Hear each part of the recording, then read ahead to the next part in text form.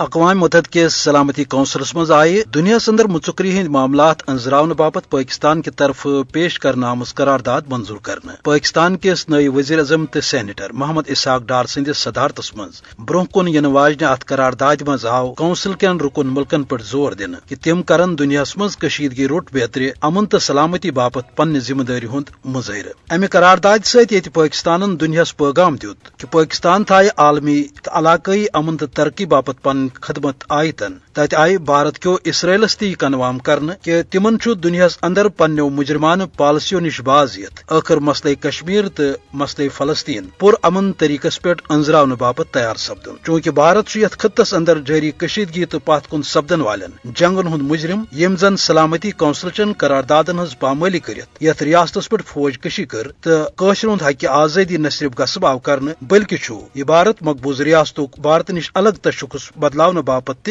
یچ policy ورتاوان یل زن پاکستان دویمہ طرف بھارتک ناپاک عظیم خاکس رلاؤ باپت قشرن ڈکھ روزت خطس مز امن تو ترقی باپت پریشان اوے ضروری کہ سلامتی کونسلک رکن ملک کرن جنوبی ایشیا تو مشرقی وسطس اندر کشیر ہند تو فلسطینک مسئلہ انزراون حوالہ پنہ ذمہ داری ہند احساس غصب اسرائیل تو بھارتچ پاک رچن بجائے دن مظلوم قشرن تو فلسطین ہند ساتھ یم عالمی قوانین تو قراردادن ہندس گاچس تحت پنہ آزادی ہندس مقدس مشنس پہ قائم سلامتی کونسلس مز پاکستان کی طرف پیش سپدن واجنہ قرارداد پہ اتفاق تو منظوری توتام بے معنی یوتام نہ کشیر تو فلسطینک مظلوم لک امیک پھل وچھن